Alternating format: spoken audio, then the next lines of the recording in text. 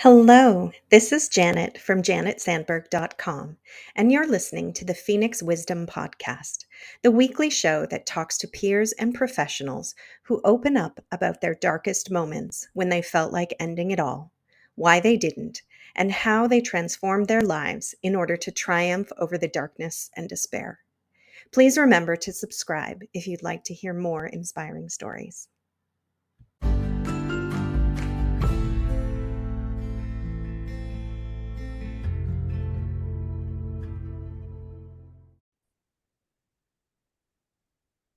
Hello, this is the Phoenix Wisdom Podcast, and I am your host, Janet Sandberg.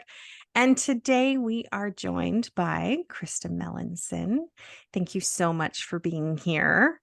Why don't you start by telling us a little bit about who you are?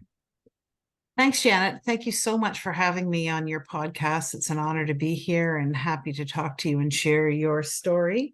I am a 56-year-old mother of three. I have my own online coaching business. I help women over 40 find lasting love.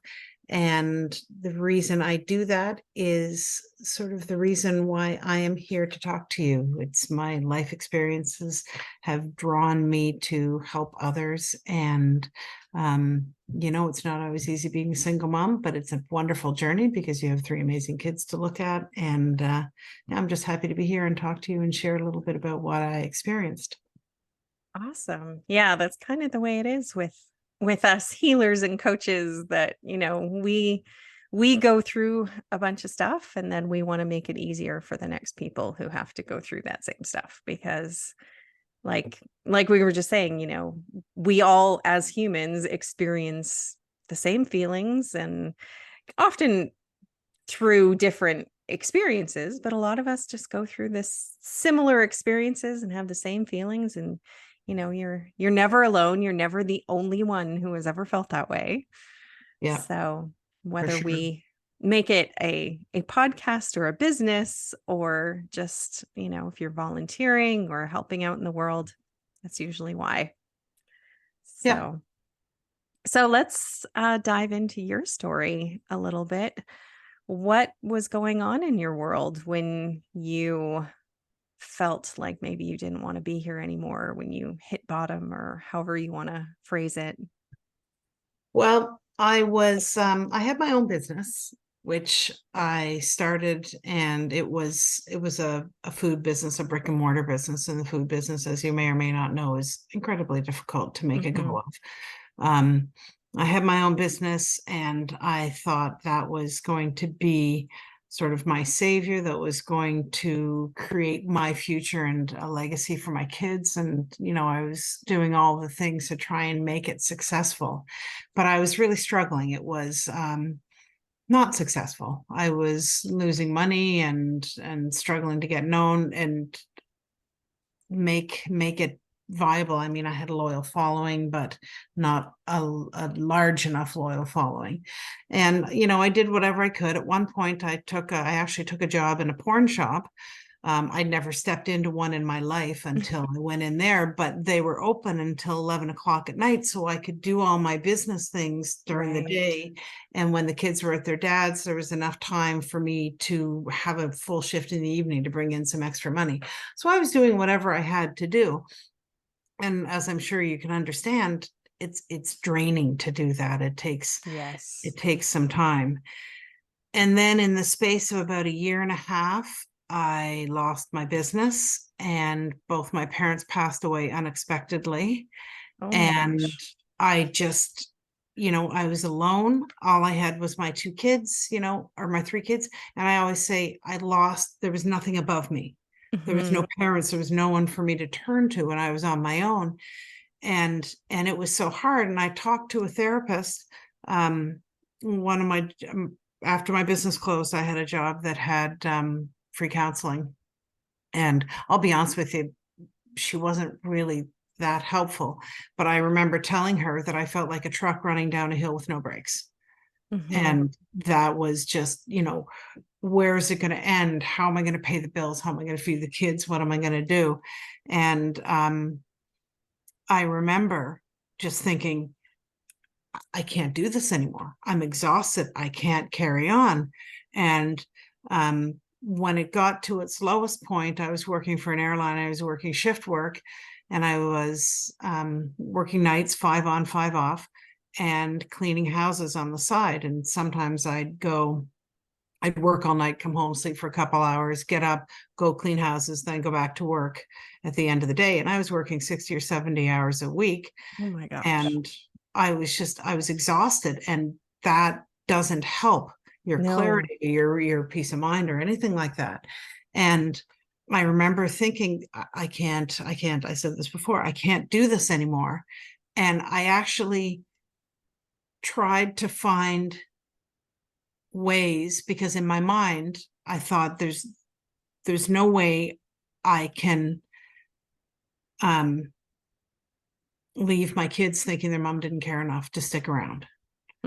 And so that was, but at the same time, I had a bit of resentment to my kids for keeping me here and not, it sounds weird, but it was like, oh, if it weren't for you meddling kids, it's like a Scooby-Doo thing, I could just check out and nobody would care, right? And I remember at one point, I actually was talking to their dad, and I had a plan. I said, okay, so what I'm going to do, I don't want to break their heart and let them live for the rest of their lives with their mom taking her own life. So what I'm going to do is I'm going to stop talking to them, and I'm going to remove myself from their life. And then they'll think I'm alive somewhere, but just don't want to be their mother anymore. Oh my gosh. And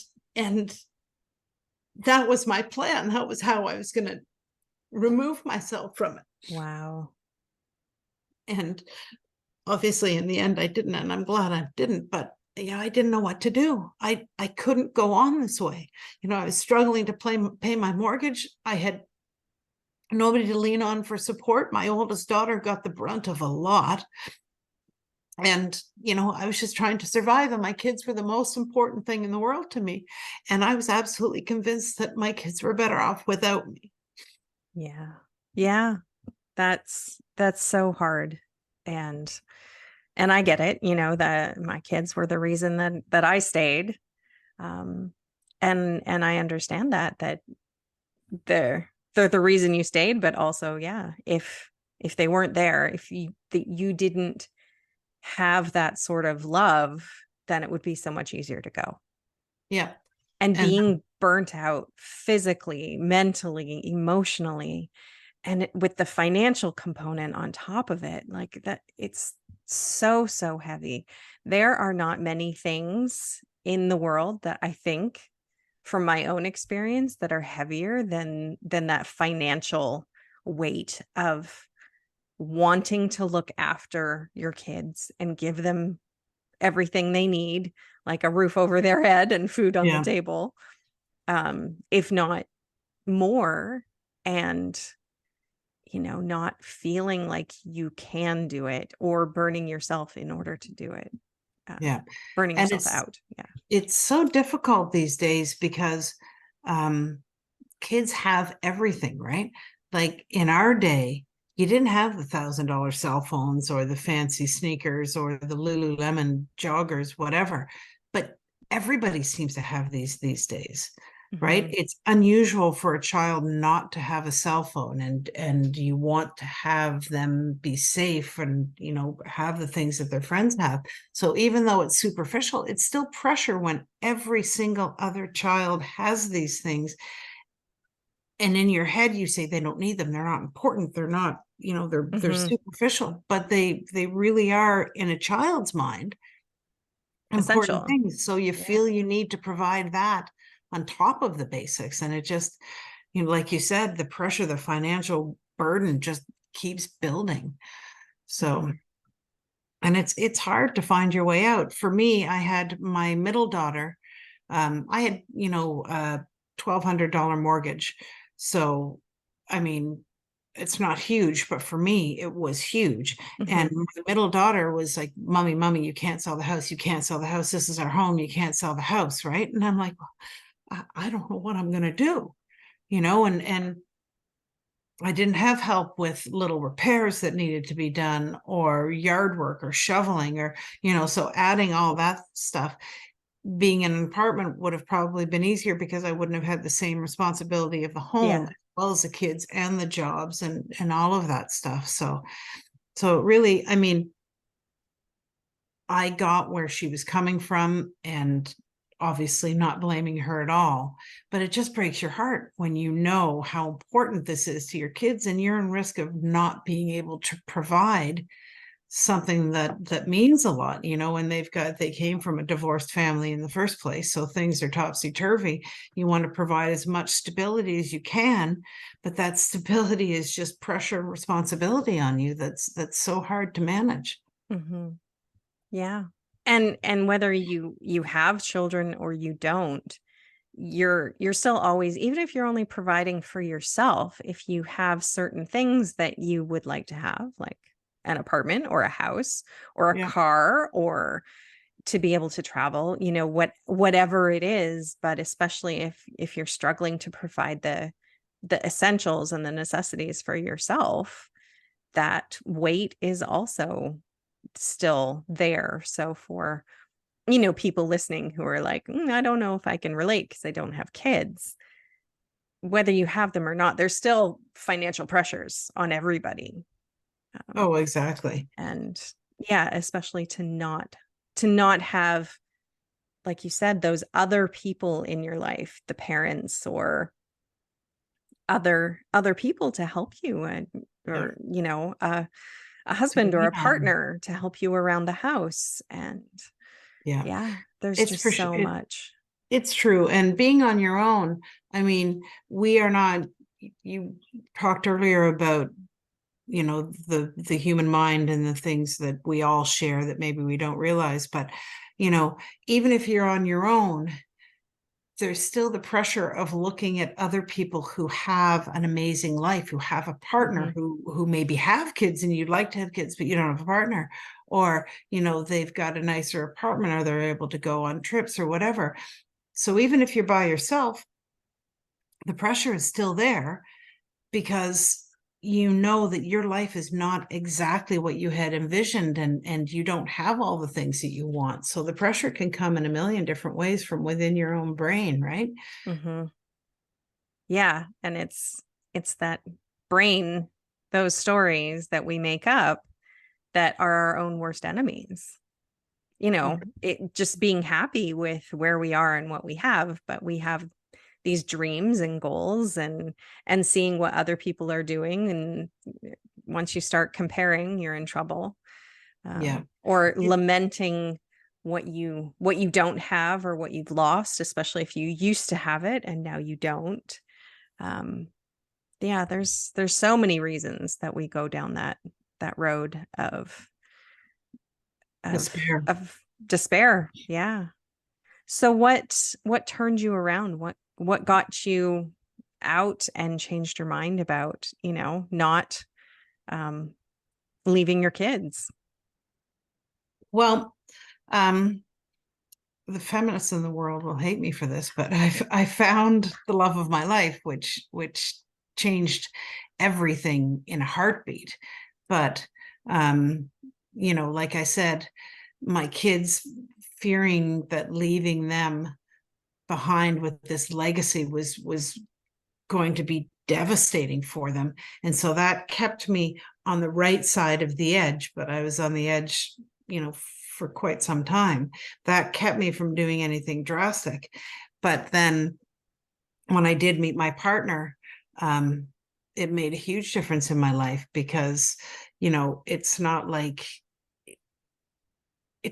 he was, Brad Pitt and a millionaire and did that. It wasn't in that way that it made a difference for me. It made a difference for me because I had somebody who I could lean on, and I leaned on him probably way more than you should in the beginning of a relationship, but somebody that I could lean on and talk to and rely on. And it was the adult interaction that made a difference Hmm. because my kids, as much as I adore my kids and I love spending time with them, you can't as a parent lean on your kids for emotional support in the way that you need to when you're going through a difficult time. That's just too much for them. Yes. So having somebody else who I could lean on, who was in my corner, and even, it made a big difference just knowing there was somebody there. Yes. Not having my parents, they're in their 70s. I don't know how much they could have done to help me, but just having somebody and knowing my parents were there was always a great thing, right? Your parents are there, they're your rocks, they're a sounding board or whatever. So not having them, I felt so isolated. Then when I met my partner, I was back to not being so isolated. I had him. I knew he was there. We the kids liked him. Everything was great in that department. So that made a big difference in my life, a big transition. And he had gone through sort of a similar thing. And like you were saying earlier, he didn't have kids, but he had 30-year marriage breakup where he had tried everything he could to save it, and nothing worked, and he felt worthless. And so he identified with my feelings of being alone and being isolated and feeling unloved. So he was really able to identify with that, which made it so much easier for us to support each other. So Yes. and that is why I started doing what I do, because I know how important it is to have people in your life that you can lean on and, celebrate the happy times and lean on in the sad times. And I know that there's a lot of people who just feel like there's no hope for them, whether it's for the rest of their life or even in a relationship. But I think there's always hope in multiple ways. It's just a matter of kind of clinging until you can find that life raft. Yes. Yeah. And yeah, just having that support, whoever it might be. And it's Exactly. okay if you're paying somebody to support you, like a therapist or a coach or something like that. That's okay too. As long as you have that support, if you can find a friend or a relative or, um, a professional or a support group or whatever, just having those people that you can talk to who understand what you're going through Exactly. is is so crucial to being able to make progress. I'm curious about what your kid's dad, how he responded when you said, "This is the plan. I'm just going to distance myself from them." What did he Well, have to say? luckily he didn't say, okay, whatever. He said, um, I'm sure there's a better way. You can, you can get help. There's this is not the right solution for you or for the kids, for our family. And I mean, whatever our relationship was, he was there to support me to a certain extent. I could lean on him, but he had a partner, and he was my ex-husband, and he was not my person to lean on. Sure. Yeah. And you know so I appreciated, and if I had ever been stuck with anything, he would have been there to help me in a heartbeat. But when you're in that place, Yeah. even if you, and I was going to say this a minute ago, when you desperately need help and support, you're not always in the right frame of mind to accept it or find it. And, for me, at least, there was a lot of, I don't want to be a burden to anybody. And Mhm. that's all I am, is a burden. I'm a burden. I have nothing valuable to offer this world. Literally, the world would be so much better off without me. So I wouldn't have leaned on him. The only time he and I ever talked about it was when I had this wonderful plan that luckily I didn't implement. But that was part of my problem, and I'm sure a lot of people feel the same way, is finding somebody and then making the conscious decision to reach out and ask for the help. And I think there were things around to help me. I remember calling the helpline one time when it was, I'm like, I don't know what to do. I called the helpline. There's nobody there. That I left a message. Nobody ever got Oh, back to me. And I was like, great. oh, that's not So helpful. that was not at all helpful. So, you know, something like that is can be a deterrent, and I suspect it was a deterrent for me. Plus, nowadays, at least in our area, if you want to get an appointment to see a counselor, there are long Yes. waits. So, it when things like this, when all this perfect storm of situations happen, it can be devastating because you really feel like there's nobody in the world there to help you. But I Mhm. think that the important thing to remember is that there always is somebody. And maybe think about all the people who, if something had happened to me, I don't even have to think that hard to think of, 5 people who would say, "Oh my God, I wish she'd talk to me." Yeah. And I think it's hard for us to remember when we're going through these things that there are, it doesn't matter who it is, even, a borderline acquaintance, I'm sure would be happy to talk to you rather than see the worst happen. Yes. Yes. Absolutely. So you thought life was too much. Life was too hard. And then you found somebody who made life easier, Mhm. which is amazing. What's life like now? Life is amazing now. I mean, I just we've done so much together. We travel together. We bought a piece of land to build a cottage on together. My kids like him, but my kids are grown, so they don't need to love him. Mhm. And they're not the warmest, fuzziest kids. So they like him. They joke around with him. But just having him part of my life and knowing that no matter what happens, I can always turn to him makes such a huge difference.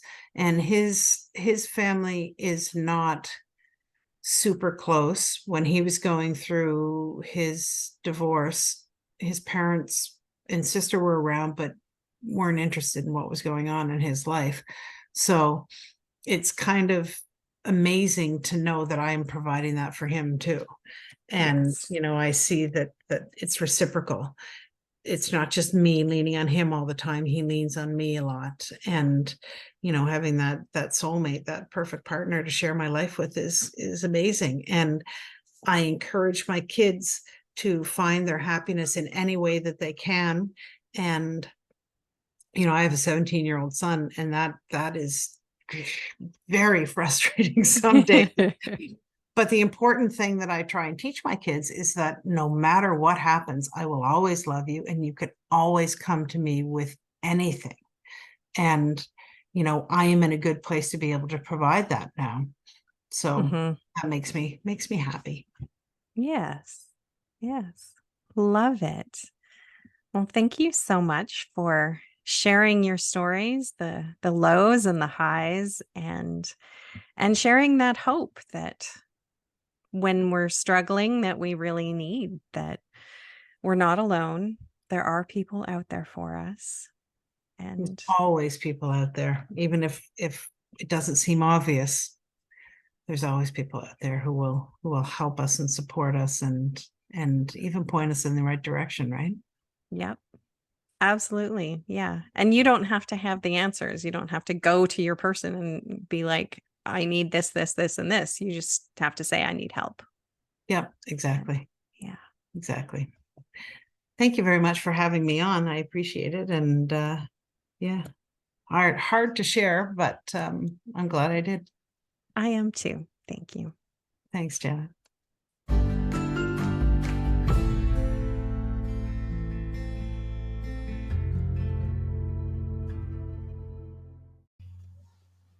Thank you for listening. Remember that you are loved, you are worthy, you are valuable, you are meant for more, and that it really does get better. If you are in crisis, there are numbers that you can call or text to get the help that you need. That information for Canada and the US is in the description below each episode. If you are in immediate crisis, please call 911. We love you, and I hope you'll listen again.